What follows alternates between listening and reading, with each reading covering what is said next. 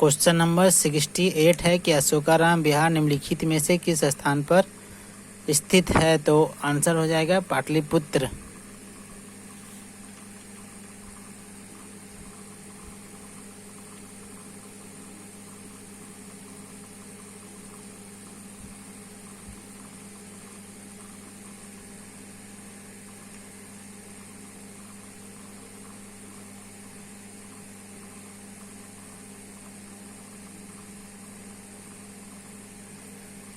विश्व का सबसे ऊंचा कहा जाने वाला विश्व शांति स्तूप बिहार में कहाँ है। तो दोस्तों इसको हमने बताया था, बहुत अच्छे तरीके से बताया था और बहुत विस्तार पूर्वक बताया था। तो आप देख सकते हैं उस वीडियो को। तो इसका आंसर हो जाएगा राजगीर।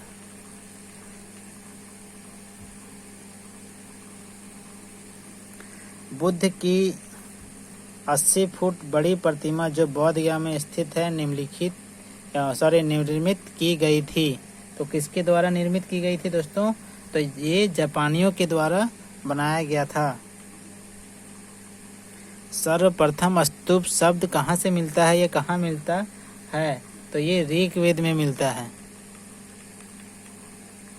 वह स्तूप स्थल जिसका संबंध भगवान बुद्ध के जीवन की किसी घटना से नहीं रहा है, वह है क्या है? सांची का स्तूप।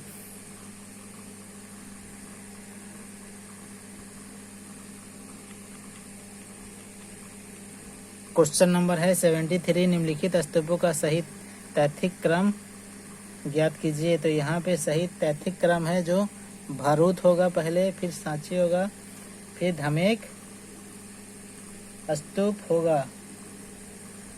तो यहाँ पे जो ऑप्शन है वो सही जो होगा वो नहीं दिया गया है, और यदि इनमें से कोई नहीं रहता तो इसका आंसर इनमें से कोई नहीं हो जाता।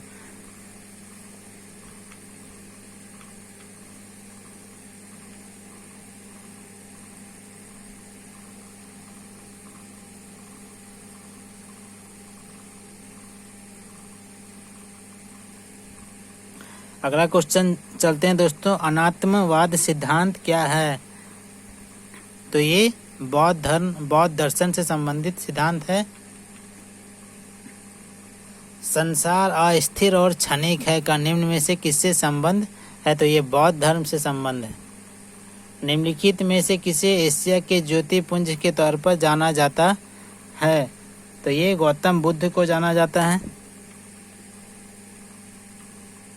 निम्नलिखित या निम्नांकित में से किसे एशिया का ज्योतिपुंज के नाम से जाना जाता है? वही क्वेश्चन रिपीट है, तो इसका भी हो जाएगा भगवान बुद्ध। यहाँ पे ऑप्शन दिया हुआ है। क्वेश्चन नंबर है 78, क्षणिकवाद का प्रतिपादन किसने किया था? तो बुद्ध ने किया था।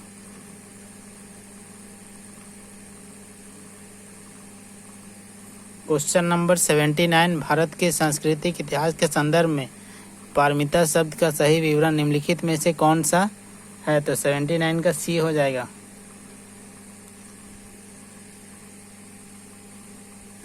क्वेश्चन नंबर 80 है कि सर एडविन एर्नाल्ड की पुस्तक द लाइट ऑफ एशिया आधारित है। तो ललित विस्तार पर आधारित है।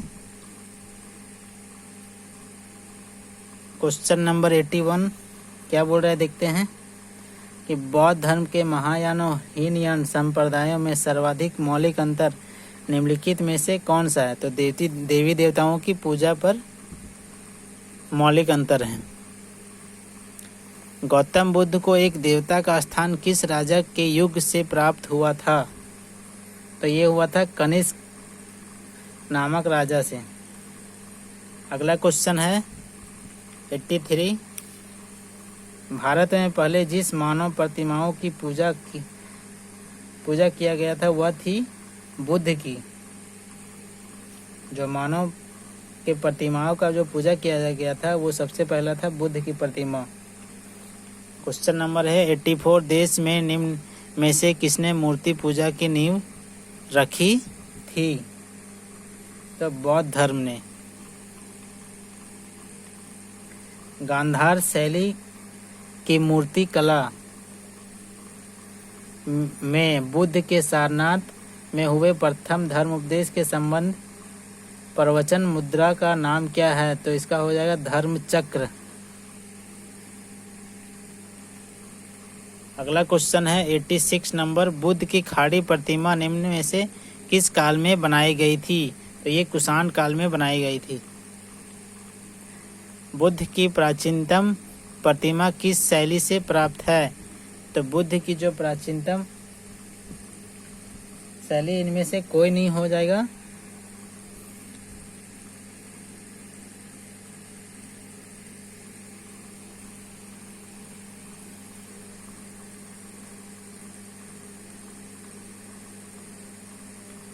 अगला क्वेश्चन देखते हैं, क्वेश्चन नंबर 88, भगवान बुद्ध की प्रतिमा कभी कभी एक हस्त मुद्रा युक्त दिखाई गई है जिसे भूमि स्पर्श मुद्रा कहा जाता है, यह किसका प्रतीक है?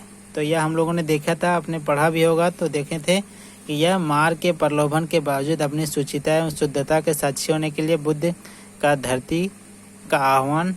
ये तो ऑप्शन बी आंसर, इसका आंसर हो जाएगा। फिर क्वेश्चन नंबर है 89, भूमि स्पर्श मुद्रा की सारनाथ बुद्ध मूर्ति संबंधित है, तो ये शुंग काल से हो जाएगा। क्वेश्चन नंबर 90, सारनाथ की भूमि स्पर्श मुद्रा वाली बुद्ध प्रतिमा कलंकित है, तो ये हो जाएगा गुप्त काल।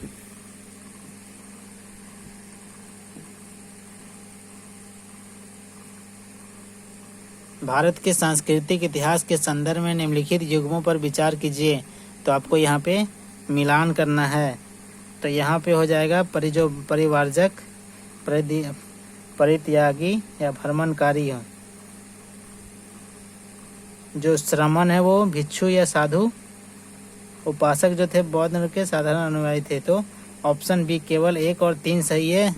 जो श्रमण है वो गलत है, तो श्रमण की जगह हो जाएगा भिक्षु या साधु।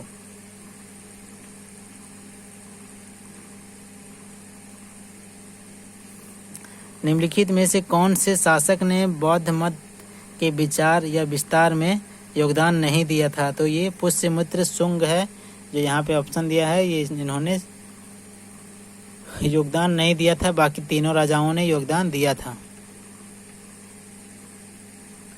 तो यहाँ पे कथन ए दिया हुआ है, उसका आर कारण दिया हुआ है। तो कुशीनगर मल्ल गणराज्य की राजधानी थी, उसका कारण महात्मा बुद्ध का परिनिर्वाण कुशीनगर में हुआ था। तो इसका आंसर ए हो जाएगा। ए और आर दोनों सही है, परंतु आर जो है ए की सही व्याख्या नहीं करता है। फिर से यहाँ पे सुमेलित करना है, मिलाना है। तो कौन सा मिलान? सुमेलित सही सुमेलित है। तो यहाँ पे एक जो लोथल है वो प्राचीन गोदी क्षेत्र है, वो सही है। दूसरा सारनाथ बुद्ध का प्रथम उपदेश, वो भी सही है। लेकिन जो राजगीर था अशोक का सिंह स्तंभ, वो सही नहीं है, बल्कि 4th नंबर में दिया है कि नालंदा बौद्ध अधिगम का महान पीठ था। तो ये सही है, यानी कि 1, 2 और 4 सही है, बाकी 3 गलत है। तो आंसर हो जाएगा ऑप्शन सी। क्वेश्चन नंबर 95 आते हैं कि महायान बौद्ध धर्म में बोधिसत्व अवलोकितेश्वर को किस और अन्य से नाम जाना जाता है? तो ये हम लोग देखे थे कि पद्मपनि नाम से उनको जाना जाता था।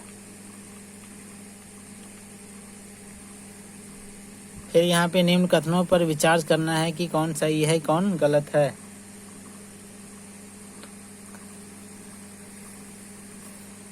तो स्थावीरवादी महायान बौद्ध धर्म से संबंध है। लोकोत्तरवादी संप्रदाय बौद्ध धर्म के महासंधिक संप्रदाय की एक शाखा थी। महासंघिकों द्वारा बुद्ध के देवताओं रोपण के महायान बौद्ध धर्म को प्रोत्साहित किया था। तो ये ऑप्शन बी इसका आंसर होगा, क्योंकि ए गलत है, 2 और 3 सही है। फिर अगला क्वेश्चन देखते हैं, क्वेश्चन नंबर 97, भारतीय इतिहास के संदर्भ में निम्नलिखित में से कौन सा भावी शुद्ध है जो संसार की रक्षा हेतु अवतरित होंगे? तो इसका आंसर हो जाएगा मैत्रेय।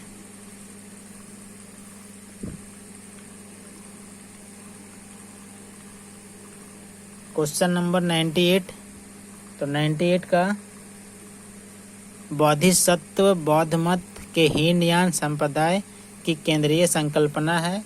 ये गलत विचार है। बोधिसत्व अपने प्रबोध के मार्ग पर बढ़ता हुआ करुणामय है, ये सही है। बोधिसत्व समझ सचेतन प्राणियों को उनके प्रबोध के मार्ग में चलने में सहायता करने के लिए स्वयं की निर्वाण प्राप्ति ने विलंबित करता है। तो 2 और 3 सही है, तो इसका ऑप्शन हो जाएगा बी।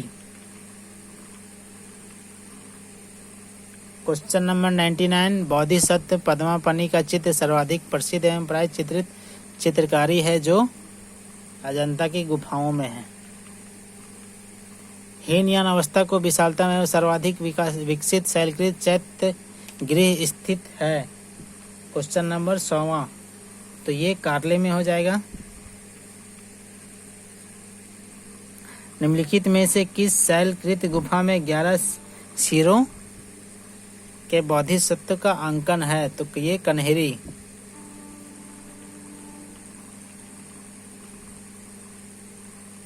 क्वेश्चन नंबर 102 प्रथम शताब्दी ईस्वी में किस भारतीय बौद्ध भिक्षुक को चीन भेजा गया था? तो इसको हम लोग जान रहे हैं कि नागार्जुन गए थे। शून्यता, अगला क्वेश्चन है, शून्यता के सिद्धांत का सर्वप्रथम प्रतिपादन करने वाले बौद्ध दार्शनिक का क्या नाम है? तो इसका आंसर भी हो जाएगा नागार्जुन। नागार्जुन किस बौद्ध संप्रदाय के थे? तो ये माध्यमिक बौद्ध शिक्षा का केंद्र था विक्रमशिला विश्वविद्यालय।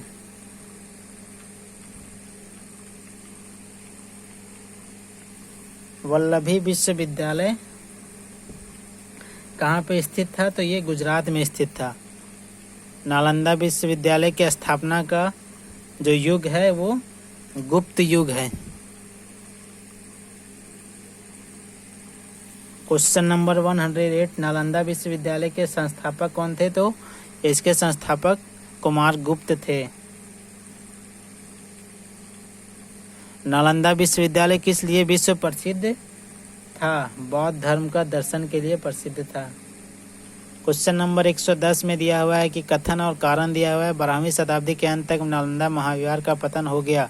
कारण में दिया हुआ है कि महाविहार को राजकीय प्रश्रय मिलना बंद हो गया था। तो इसका आंसर हो जाएगा कि ए आर दोनों सही है, परंतु या और आर ए की सही व्याख्या करता है। क्वेश्चन नंबर 111 नव नालंदा महाविहार किस लिए प्रसिद्ध है? तो पाली अनुसंधान संस्थान के लिए वो फेमस है। बौद्ध धर्म और जैन धर्म दोनों में समान रूप से विद्यमान है। तो ये जैन धर्म पढ़ेंगे उस समय, तब तक जान लीजिए आंसर 2, 3, 4 सही है। निम्नलिखित में से कौन सा बौद्ध धर्म जैन धर्म समान रूप से विद्यमान होते हैं? तो ये भी 2, 3। 114 निम्नलिखित में से कौन सी बात बौद्ध धर्म तथा जैन धर्म में समान नहीं है? तो आप इसको यदि जानते होंगे तो बता सकते हैं। तो इसका आंसर हो जाएगा कि आत्मदमन।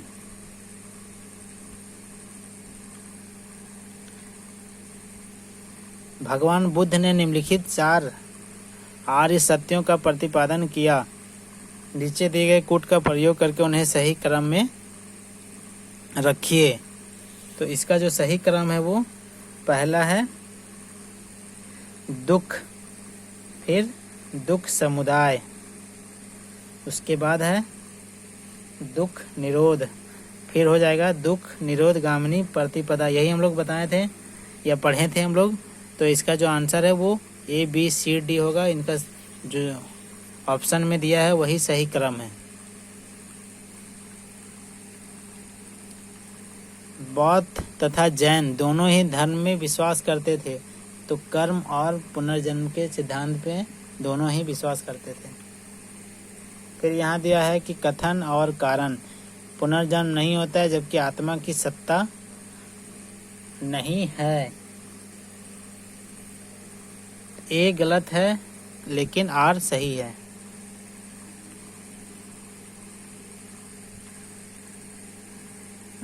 बौद्ध धर्म के विषय में कौन सा कथन सही है? तो पहला, उसने वर्ण एवं जाति को अस्वीकार नहीं किया, उसने ब्राह्मण वर्ग की सर्वोच्च कोटि को चुनौती दी, उसने कुछ एक शिल्पों को निम्न माना। तो इसमें तीनों सही है। ऑप्शन सी, बौद्ध धर्म के विस्तार के कारण में सम्मिलित है। तो धर्म की सादगी, दलितों के लिए विशेष अपील, धर्म की मिशनरी भावना, स्थानीय भाषा का प्रयोग, दार्शनिकों द्वारा वैदिक भावना की सुदृढ़ता। तो इसमें चारों सही है। 1, 2, 3, 4 हो जाएगा। सी नंबर 5 गलत है। क्वेश्चन नंबर 120, आरंभिक मध्ययुगीन समय में बौद्ध धर्म का पतन किस कारण या किस कारणों से शुरू हुआ? तो इसमें 3 कारण है, जिसमें पहला कारण जो उस समय के तक बुद्ध विष्णु के अवतार समझे जाने लगे थे और वैष्णव धर्म का हिस्सा बन गए थे। फिर दूसरा ऑप्शन में अंतिम गुप्त राजा के समय तक आक्रमण करने वाली मध्य एशिया की जनजातियों ने हिंदू धर्म को अपनाया और बौद्ध को सताया। तीसरा नंबर है कि गुप्त वंश के राजाओं ने बौद्ध धर्म को पुरजोर विरोध किया। तो इसका आंसर जो हो जाएगा वो जो कारण मुख्य कारण है वो पहला है। तो इसका आंसर हो ए होना चाहिए। तो इसका आंसर ए होगा।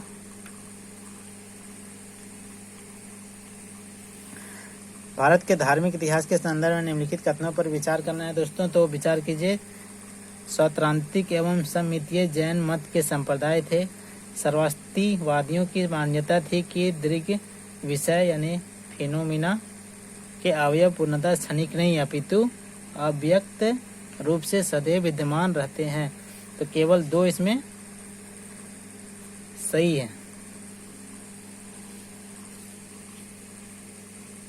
क्वेश्चन नंबर अगला देखते हैं 122, निम्नांकित कथनों पर विचार करें। चैत्य तथा बिहार में क्या अंतर है, इसे चुनें।